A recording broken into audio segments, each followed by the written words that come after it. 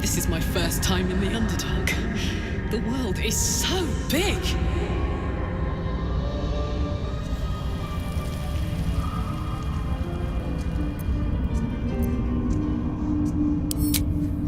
We were both part of Zariel's inner circle. In the grand scheme of things, I'm inconsequential to Zariel. She favored me like a child favors a captive pet. I'm sure when Zariel gave her the order to hunt me down, Mizora was delighted. No kidding. The fighting, the chaos, the betrayal. I don't know. You'd think she'd have more important things to do. Devils and their pride. Where would you start?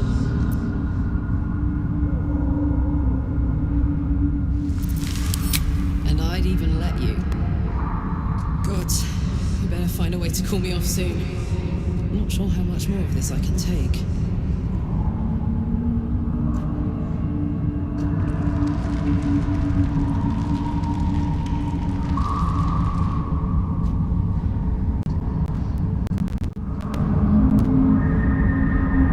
The Underdark, as if we didn't face enough dangers back up on the surface.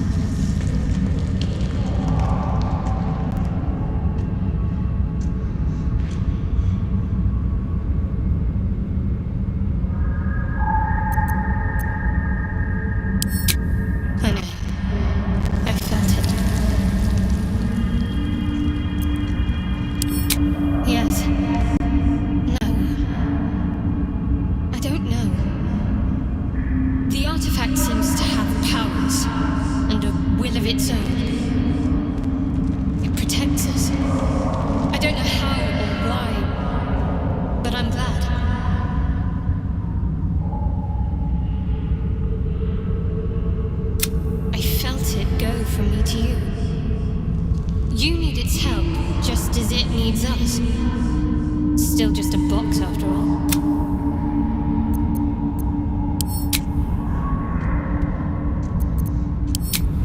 You're straight to the point at least. But still, I'm not sure I'm ready for Shah's teachings. Not yet, at least.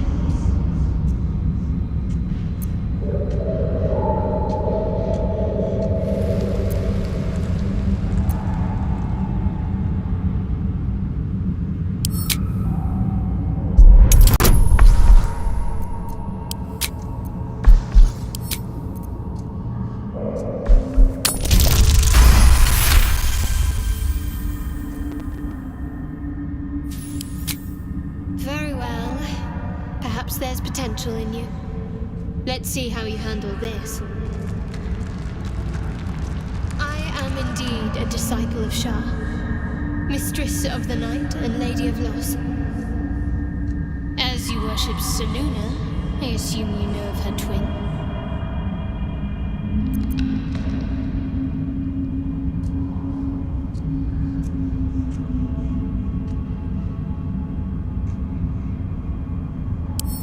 The night brings comfort.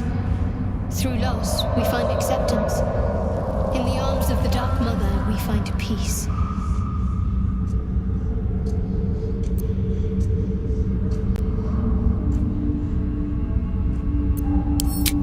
Most fear the dark, like children, because in darkness they see their fears reflected.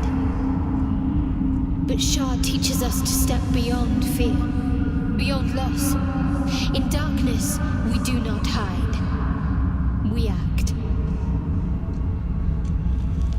Pain, hope, the promise of better days. All of these are heavy cloaks that bend our backs and burden our hearts. We shed those cloaks. Before Shah, we stand gloriously naked, beyond the vanities of mortals.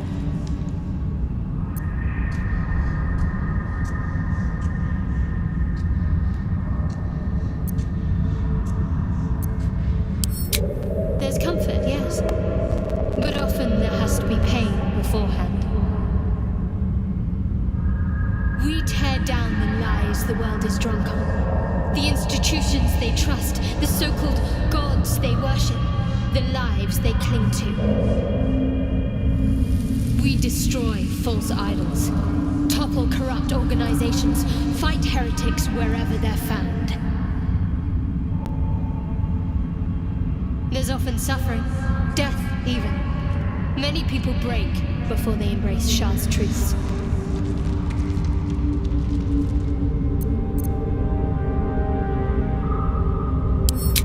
Curious. Most are afraid of my lady. I think I did well by joining her. Most agreeable company.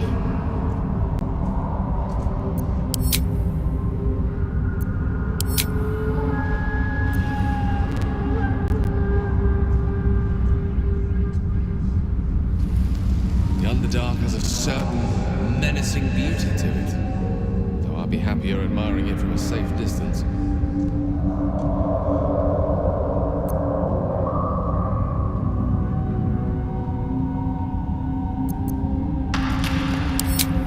Ah, yes, Karsus.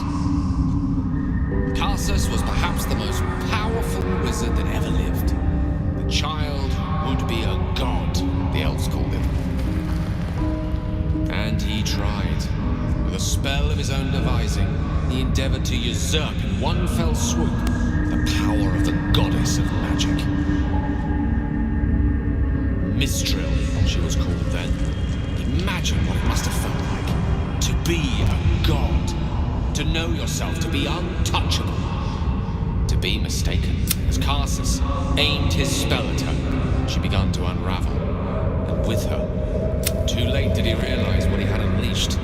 It would have been the end of everything had not Mistral sacrificed herself. The goddess of magic is all magic. It was the end of Mistral, the end of Karsus, and the end of an entire civilization. As the child who would be a god was an event that came to be known as Karsus's folly.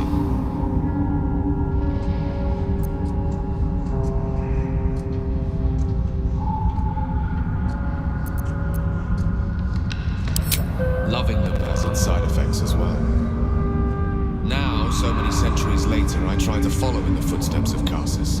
Not to destroy Mistral, but to prove my love for her.